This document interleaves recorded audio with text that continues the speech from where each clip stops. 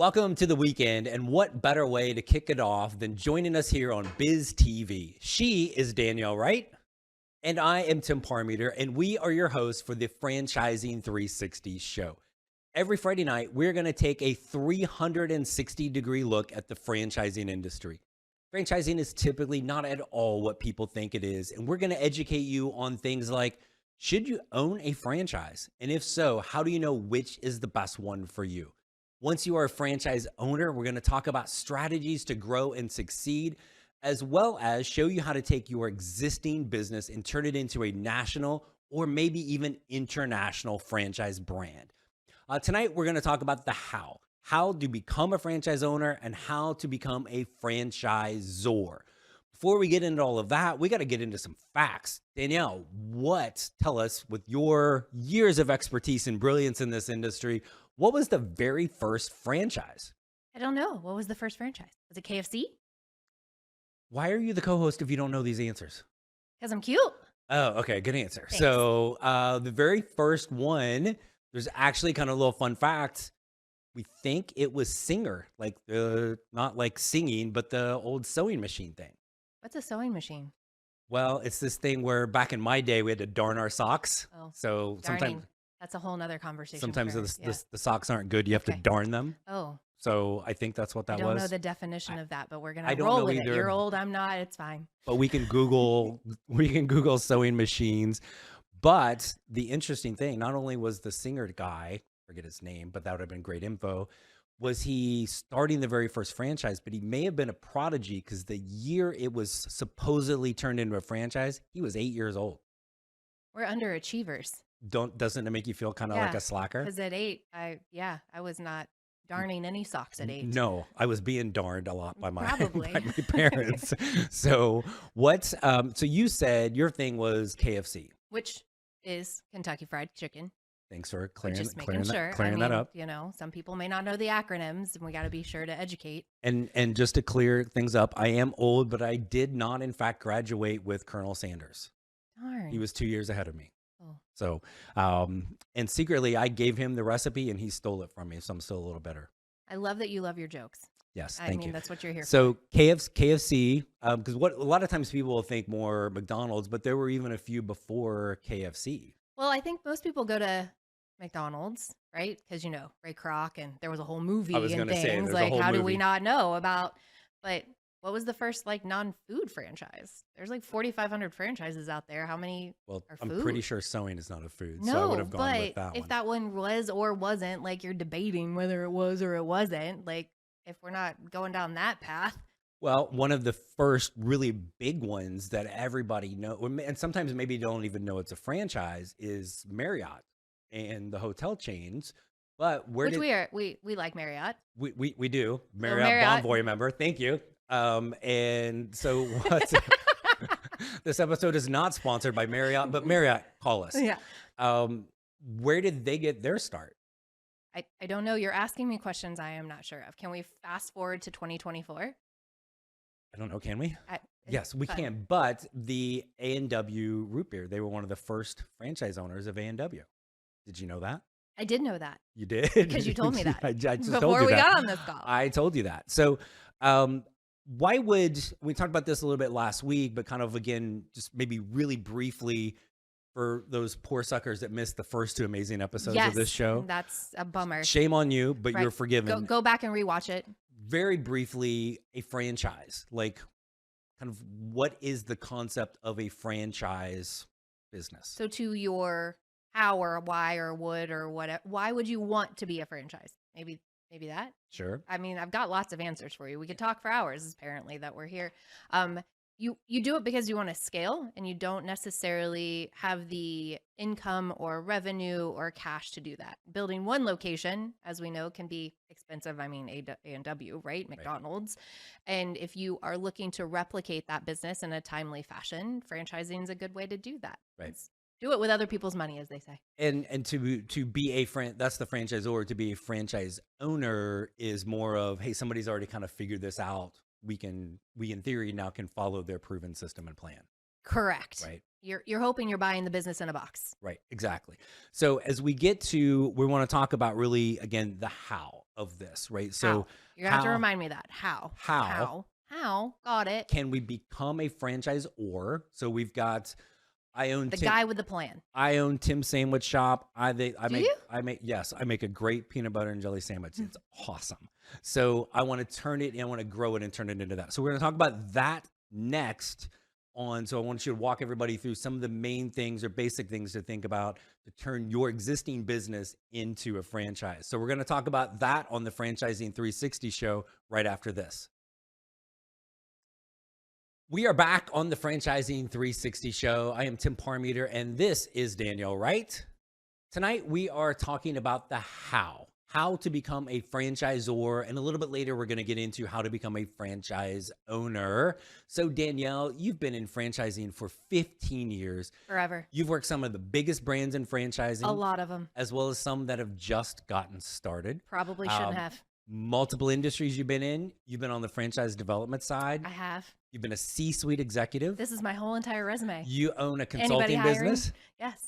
And along the way, you've been named a top influencer in franchising multiple times. Whoa, that's a blast from the past, but okay. I know. I'm just kissing up. Whatever works for me on this. So, but in reality, there's not much you have not seen in franchising. So I can't imagine anybody better to ask. So I've gotten around is what you're saying. You've been around a little bit, but in the nice way. So I expect that.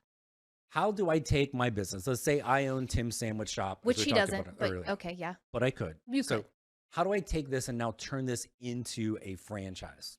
Well, I have some questions for you. Fire away. How do you make a sandwich? Usually with the bread and the stuff. And the stuff. Yeah. But what kind of stuff? Where do you get the stuff? Oh, I don't know. It's like the store. Okay. Can you get it at any store?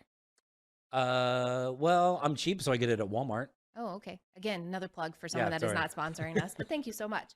So the questions are important. Is it a business that you can replicate? Is it something that you can put together a key operations manual and really be able to tell you, Tim, as I am Danielle, as we've clarified that, if I'm going to take Tim's Sandwich Shop and open it as Tim's Sandwich Shop with Danielle, you have to be able to tell me how I do that. How do I walk through every step of the process? Gotcha. From turning the keys to the door in the morning, at what time do I need to do that? Where do I store stuff? So you've got to get really into the minutia of how your business operates, document every procedure. And then once you do that, it's pretty easy. But really none of that sounds easy, but incredibly important because all of a sudden now franchise owners come on and they are all over the place, right? We're not right down the street. They've got to have every last little detail. That's the whole reason why somebody would become a franchise owner. Correct. Is because those things have been detailed. Business in a box. Okay. We're always going to go back to business in a box. So, and I know in franchising, there's rarely like one set definite answer. It's always this. How long might it take somebody from, I would like to turn my business into a franchise to now I can start finding franchise owners? Wow. Okay. That's a big request. I think some of the stuff that we're going to talk about later about how to become a franchisee is going to take the same timelines. I would always say it really comes back to who you are and how quickly you want to do that. As far as getting the legal information together, it's going to take a couple of months. And to the same thing that we were talking about, the operations piece is key. If I can't replicate it and I can't teach someone to do it and I don't have the documentation, you need to put that together. So it could take 6 months. It could take a year. My recommendation, as you've said, long time, I've worked with lots of brands, nothing like making me feel old. I want someone to be in business for a year and really think about it before they say, let's put our model together, and then spend another year trying to put that model together and then put it out to the world. You're going to have numbers. That's another conversation we'll talk about, but it's really important to think about. I can't just bring an owner in and say, this is how you make the sandwich, Tim. But this is how much money you get to make by making the sandwich, Tim. Right, because we've proven that over however much time in our kind of an initial location, right? So you mentioned a little bit on the legal side, and this is this is an entire episode. Totally, maybe 5 down the road. But there's no that one likes component. The words legal. There's being able to just kind of things like branding. I don't know, have we seen the franchise in 360 months? But being able to have the branding, have the logo, the trademark. That's why this is not a quick process. It's not like you opened Tim's Sandwich Shop yesterday and say, I'm going to offer franchises tomorrow. I mean, Correct. Good for you, but Right. Don't buy it. There's People, some don't time to buy bet. it. So once we get to that point, okay, we've done everything. We've gone through all those Uh-huh. checks along the way. Whew, now amazing. Now I need franchise owners, right? Yes. Now, how do we go about doing that? Asking. Ask who? Ask people. People on the show, people you know. The reality is your first franchise owners are likely going to be your customers, consumers, people that have already had Tim's Sandwich Shop and they love sandwiches, but they have to drive 30 minutes to Tim's Sandwich Shop. So those are your brand believers. Those are the people that are generally going to become your first franchise owners. But those are the people that you want in your brand. They're passionate about your purpose, mission, and vision. Again, you need to have that as part of your franchise model. What's your purpose, mission, and vision of your sandwich shop? Right. Good sandwiches. And down the road, that may not be as big of a deal. That could be somewhere across the country. They've maybe not had it, but they see the model as something that they can get behind. Correct. But early on, you're going to have that Replication. But then it is either kind of internal or maybe external. Like you got to go find these people, right? And that's not an easy thing either. No, it's marketing. We talked on the last couple of episodes that marketing is key to grow your business, but it's also how you get people to understand that you are a business that is willing to have franchise owners. I mean, again, we're going to reference McDonald's and the Ray Kroc show and all of those things. He was on a golf course talking to his regular buddies about this great burger opportunity.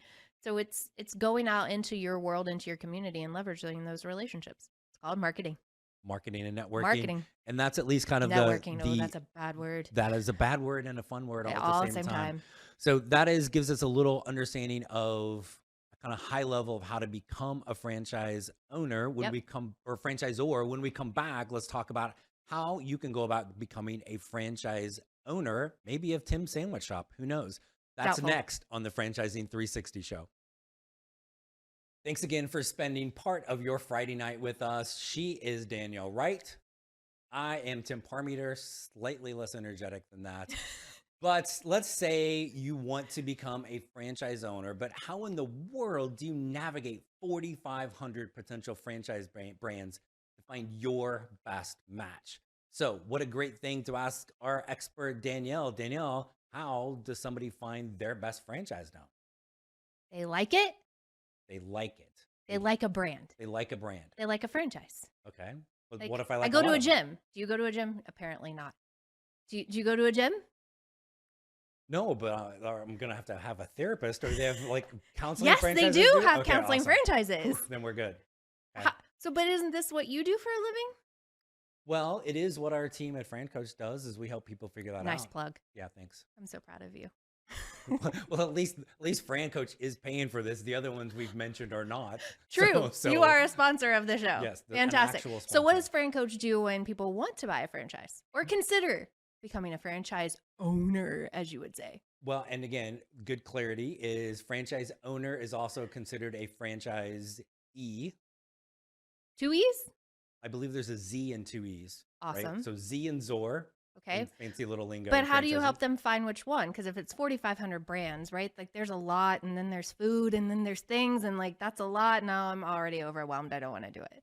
Yes, which is why, honestly, that's why people talk with us, is that it is overwhelming. And a lot of how you find the best franchise to own is not like anything else that we've ever done. Why is it not like anything you've ever done? Okay, so you want to haven't you been a franchise owner? I have. How did you choose a franchise? Well, that's probably not a good example. But for most people with this is you think about let's Google, where should we go eat tonight? Okay. So where are we going to eat tonight? See you totally. I'm already on food. I'm hungry. So after the show, we'll figure that out. Are we going to own that franchise too? Maybe. We'll Google that later. But in reality, the franchise people end up owning is almost always something they didn't know existed before they got started even thinking about this. Give me an example. So you don't go to the gym, but would you own a gym? Could and have. Ooh, tell me more. So why? That's a really good question. That's a whole another episode, why we own that. Or more importantly, why we don't own it. But and again, this is really a whole nother segment or show on just industry experience. Is that because it's 4,500 brands. It does not. How many industries is that? It's well over 100, and then probably little subcategories and niches in there as well. So being able to understand most important thing in a franchise. We talked about, the plan that they're going to have, follow the plan, but you're the one that's got to get your butt out of bed and go run the business every day. So you really have to understand what is it that you're good at and you want to do. Good at a lot of things.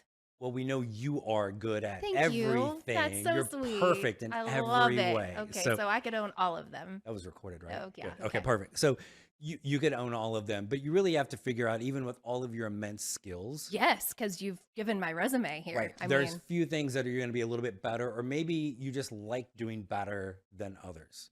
Oh, that's a given. So you've got to figure out that. It's called competition. Right. Even people that you're around, your staff, your customers, your community, all of those things factor in. And even things like how you're going to connect with that brand, the people in that franchise, because this really should be a partnership for you as the franchise owner and that franchisor. But as a partnership, I got to pay for it. Well, you do have to pay for the partnership. Oh. Yes. Not unlike being married. Oh. When did I have to pay for that? No, you didn't. So, because if so, I need a return check. Like, where does that go? Can I box you in an Amazon box and ship you back? I'm really confused. I've thought that many times. But... Oh, thanks. Yay. Yes. So, but you do have to have that connection with the franchisor. So all of those things matter. So it really is kind of reverse engineering. Like, you kind of get a chance to be selfish when you're trying to figure out how to do this, which I know we're always told, don't be selfish, don't be selfish.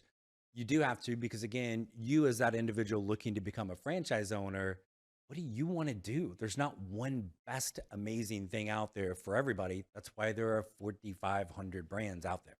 You talk a lot. I'm in franchising. That's what we do. So, yes. You get very passionate about this franchise owner thing. It is. How long have you been doing that exactly? I mean, I've known you for a while, but I mean, like 10 years. How successful are you at it? I'm probably not very. Really? But you have a show about it. Yes. About a couple of them. Yeah, you do. Yes. Right? Okay. In general. Yes. So it is. I'm really wondering which franchise you'd pick for me. And the silence is deafening, folks. It's just because I'm just thinking through all of the things you're amazing at and trying to determine which of those we would pull out. Okay, we've got that I'm amazing. That's awesome. But I mean, really, come on now. Like, throw one out there. Yeah. Like, wow. Wow. So I saw that sign. There was no hidden sign like that. No, with franchising, it really is a chance to like create your thing, what you want. Do we do stuff that ties to our experience? Like, because I'm so great at franchising, apparently, why would I be a good franchise owner? Well, that's a fantastic question, and how that experience rolls into how you find that next one. That's what we're going to talk about when we come back on the Franchising 360 Show. Welcome back to the Franchising 360 Show. Before we wrap up how to start a franchise, I want to take a moment to answer a viewer question. This came in from Logan in Arlington, Texas. And Logan asked, in franchising, you often hear that if you want to be successful, you need to follow the system. Understanding that every system is different, could you please provide some examples of when you've encountered people that didn't follow the system and some of the challenges that it created for them in becoming successful? Logan, first off, thanks for sending in the question. Next time, send shorter ones. That was a lot. But before we get to the answer, we want to thank Logan for actually listening to the first and watching the first couple episodes. So that was pretty cool. Yep. And he gets merch. Who doesn't like merch? Franchising 360 Show mug will be coming to you in Arlington very soon, Logan. So thank you for that. So now, we have a question. We have holy How crap. do we answer a question? It's a lot. Good thing we're experts. So basically, follow the system, follow the plan. What I'm thinking, Danielle, is that might be worthy of a whole dang episode. That is worthy of a whole dang episode, because you just asked me about Azor and making it a plan, and here you go, you have to execute it. But is he kind of asking, how does it not work? There's a little fear of failure in there, I believe. Fear is a big reason of why people fail. Yeah, and that's how it doesn't work. Well, but it's also why they're successful too. Fear is a great emotion to motivate you to, the fear of, you calling me fat is going to make me go to the gym. So there's that fear. That's great. Motivation. I'm going to live for this for forever. This is awesome. So Watch Okay. further episodes to see the digs on that. But the fear's okay, right? Fear is okay. Fear is okay. Just like you said, it inspires you to do something. And it's okay if it inspires you to not do it as well. I think you always say everyone's entitled to their successes and everyone's also entitled to their failures. Yes. Right. Such a weird word. Yes. And even that's kind of relative. And you've talked about this before, but like, if there's 100 people watching, which let's be honest, there's no way there's 100 people watching. Maybe there is. Maybe 101. But if there are, yes. Maybe only 1 or 2 might ever actually own a franchise. It's the 99 and 1. Right. 1 out of 100 is actually going to become an owner.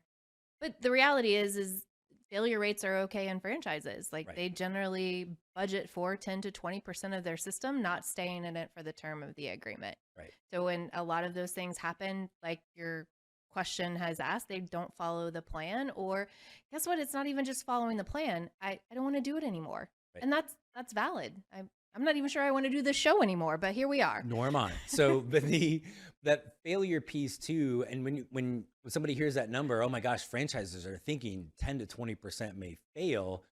Fail is relative. We like, not to make light of this, but we had a client a few years ago, literally he passed away, right? And so that's not I'm sorry. Failing. That's sad. Right, it is, but these things happen. The stat that I always kind of point out to people in franchising, it's like after 4 years, roughly 90% of franchise businesses are still open and operating. That's a good metric. Right? Which is really roughly That's positive. Well, right. Which is roughly the same number of marriages that are still intact after 4 years as well. Well, we beat that, I guess. No, it's not. It hadn't been 4 years. Darn it. Feels that long. Feels that long and longer, but it's really. Now, but you should have just rolled with it. But it's yes, really. Dear. Feels like yesterday. Dear. It's just every day is the most blissful day of my life. So, but that's not a failure.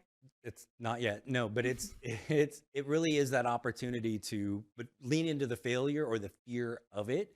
To when you think about how do you find that best thing, well, if you can find the things that you're actually really good at, which we've accomplished, I'm a lot. Yeah. You everything. Yes. But maybe Logan, he's Logan's going to be great. He's good at he's got a good 5 things really. Starting in the right space. Yes. 5 things that he's really, really good at and he really wants to get out of bed and do every day.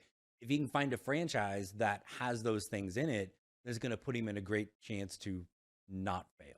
Right. So, but I'm thinking this needs to be our whole next episode. Next? Failure? The plan and the importance of it to help them for success. We're not using failure. We're going to plan to succeed. Plan to succeed. Yes. Hope for the best, plan for the worst, I think. You would know. Is that how that goes? I think that's how that goes. Right. So if not, we've just made it a thing. We always have a thing. Right. Now we have a thing. High five. Oh, perfect. So, but what we also want to thank again, Logan, for reaching out, and for you, for everybody who doesn't want, a mug. Come right. on. You have your best beverage in that, and not just coffee. And I've not spilled today, so that's a bonus. So, but so much more I want to add to that, I know. But I'm so proud of you. But we need to wrap up and let people get on with the rest of their lives. If you would like one of these or you want to send in a question, please do, because we got to have things to talk about. And as we've already said, we've told you we're experts, so clearly that has to be the case.